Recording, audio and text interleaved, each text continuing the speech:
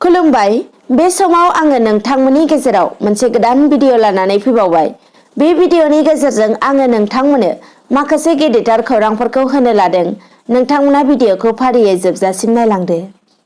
क'क्राझार जिल्लानि सिङाव थानाय माइनावफुरि गुदि फरायसालियाव फोरोंगिरिफोरजों लोगोसे फरायसुलि फरायसुला आरो दिथागिरिफोरा 3 मार्च अदेबानि मैयानि थांनाय सानाव बड'फा उपेन्द्रनाथ ब्रह्मनि जोनोम सानजों लोब्बा लाखिनानै गोलाव लामा हान्जा सुरनायजों लोगोसे बर' हारिनि आसार खान्थि हारिमुफोरखौ रंगिना संगिना मेहेर गोनाङै दिन्थिफुंलाङो।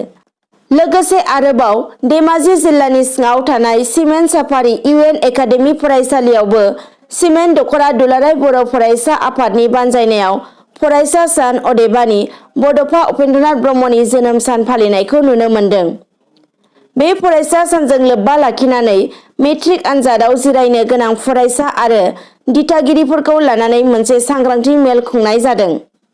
बे हाबाफारियाव धेमाजि जिल्ला एबसुनि बोसोनगिरि हिरण्य सोरगियारि तिराब रामसियारि बिथांमोना सोलोंथाइ सांग्रांथिनि सायाव गुवारै फोरमायथिना होयो। दानिया फैबावदो गुबुन खौराङाव। National liberation front of Bodoland एबा NLF आफादा 1 एप्रिल अदेबानि दिनैनि सानखालि आसाम नाङैनो बन्द फोसावदों। गांसे फोसावलायनि गेजेरजों NLF आफादा बे बन्दखौ फोसावना होदों। आरोबाव फैबावदो गुबुन खौराङाव। आसाम बिधानसभा बिसायख'थिनि थाखाय रायजो नाङैनो गोख्रों फोसावदिंनाय हाबाफारिया सोलिगासिनो दङ। सेथि खोलोबनि बिसायख'थिया 27 मार्च खालि जोबनानै थांबाय आरो नैथि खोलोबनि बिसायख'थिया 1 एप्रिल अदेबानि दिनैनि सानखालि खुंफुंजासिगोन। लोगोसे थामथि खोलोबनि बिसायख'थियाबो फैगौ 6 एप्रिल खालि खुंजागोन। बेबायदिनो रायजो नाङै बिसायख'थिनि फोसावदिंनाय जाबाय थानायनि गेजेरावनो चिरां जिल्लायाव मोनसे दुंहाव थासारि सोमजिदों। मिथिनो मोननाय बायदिब्ला BTCनि हाग्रा बिफाननि मावफुंगिरि सोद्रोमा EM रन्जित बसुमतारी बिथाङा सासे बारग' NDAB सोद्रोमाखौ आखाय होनायनि जाउनावनो बे दुंहाव थासारिया सोमजिदों होननानै खौरांनिफ्राय मिथिनो मोननाय जादों। लोगोसेनो बे जाथाय जाखांनायनि उनाव BPFनि दैदेनगिरि थामहिनबा 3 नं सिडली बियाबनि BPFनि बिजाथि चन्दन ब्रह्म बिथाङा पुलिस थानायाव थांनानै EM रन्जित बसुमतारीनि सायाव केस होनायबो जादों होनना मिथिनो मोन्दों। केस होनानै चन्दन ब्रह्मआ खौरांगिरिनि सिगाङाव बुङोदि सासे EM जानानै आरो लोगोसे सासे बारग' NDABनि दैदेनगिरि जानानै माबोरै बेफोरबायदि नंखाय दाय होनानै NDAB सोद्रोमानि सायाव गाग्लोबनो हायो होननानैबो बिथाङा बुंथियो। गुबुन फारसेथिं BTCनि EM रन्जित बसुमतारी बिथाङाबो बारग' NDAB सोद्रोमानि सायाव गाग्लोबदों होननानै गावनि सायाव अजद होनायनि सायाव बिथाङाबो खेंफोरथि होयोदि बारग' NDAB सोद्रोमाया बबे दोलोनि जानानै खामानि मावो बेखौ आङो मिन्थिया होननानै बिथाङा बुंथियो। लोगोसे बिथाङा खौरांगिरिनि गेजेरजों बुंबावोदि लामाजों थांबाय थानाय समाव लामा होथेनानै बारग' NDAB सन्जय बरगयारिया गाज्रि आखु दिन्थिदोंमोन आरो गाज्रि आखु दिन्थिनानै गाज्रि बेबहारबो खालामदोंमोन होननानै बिथाङा बुंथियो। आरो बिथां EMआ गावखौ केस होनायनि सायाव राजखान्थियारि खैसार दं होननानैबो बुंथियो। लोगोसे BPFनि बिजाथि चन्दन ब्रह्मनि थिननायावनो बियो जादों होननानैबो बुंथियो। लोगोसेनो चन्दन ब्रह्मनि थिननायावनो NLFनि जोनोम जादोंबो होननानै बिथाङा बुंथिबावो। आरोबाव फैबावदो नांगोला थांगोन मिउजियामाव ट्रेक्टरा थांगोन दिसपुराव। बे बाथ्राखौ बुंदों आसामनि रांखान्थियारि मन्थ्रि डक्टर हिमन्त बिश्व शर्मा बिथाङा। जेब्ला 52 नं बिधानसभा बियाबनि UPPL दोलोनि बिजाथि लेहुराम बर'खौ देरहासार खालामनो थाखाय दिखियाबस्ति कुमारीखातानि फोथाराव मैया थांनाय 3 मार्च बुधबार खालि मोनसे गेदेर सुबुं गौमा जानानै थाङो। बे हाबाफारियावनो बाहागो लानानै बिथाङा बे बाथ्राखौ बुंलांदों। दानिया फैबावदो गुबुन खौराङाव।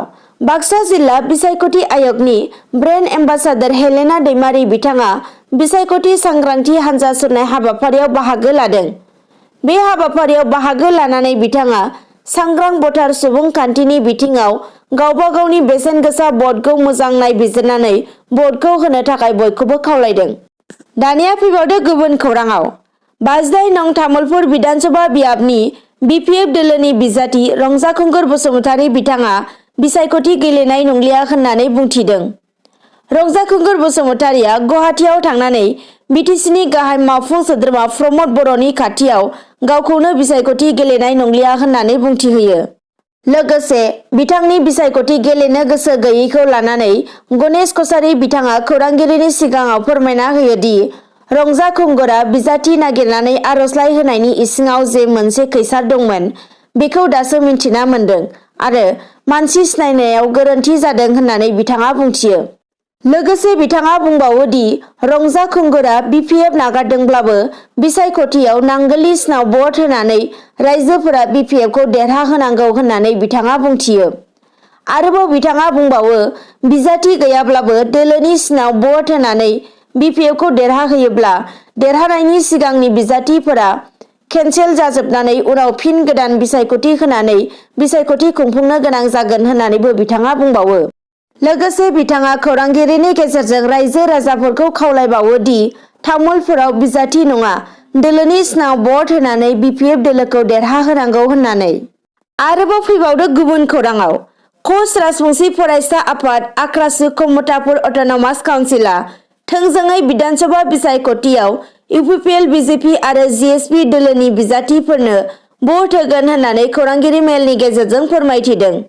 बिनि उनावनो क'क्राझार सानजा जनजाति बिधानसभा बियाबनि इउपिपिएल दोलोनि बिजाथि लरेन्स इस्लारिया गावनि देरहासारनाया रोखा जाबाय होननानै बिथाङा फोरमायथियो।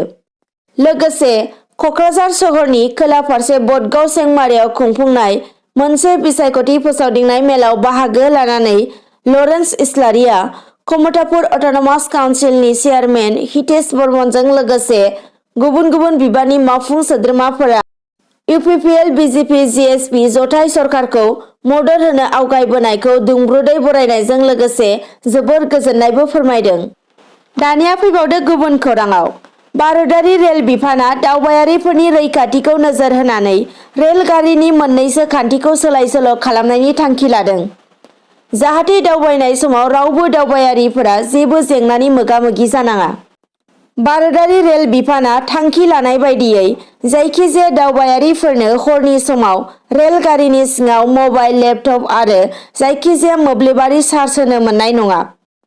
गुबुन फारसेथिं दावबायारिफोरा रेलगारिनि सिङाव बिरि सिगारेट सोबोब्ला बिनि सायाव जुरिमाना लानाय खान्थि थाखानायजों लोगोसे बिनि सायाव गोख्रों राहा लानाय जागोन होननानैबो फोरमायदों। रेल बिफाना फोरमायथिनाय बायदिब्ला हरनि समाव मबाइल, लेपटप आरो मोब्लिबारि मुवा चार्ज होयोब्ला जायखिजाया जाहोनाव सर्ट जानानै अर जोंखांनो हागौ होननानैबो फोरमायथिदों। बेनिखायनो रेल बिफाना बे थांखिखौ लानाय जादों होननानैबो मिन्थिहोदों। दिनै फुंबिलिनि खौरांफोरा बेखिनियानोसै। नोंथांमोना जुदि भिडिअखौ नायनानै मोजां मोनदोंब्ला लाइक, कमेन्ट, शेयार, साबस्क्राइब खालामनो दाबाव। एसेनोसै, गोजोन्थों।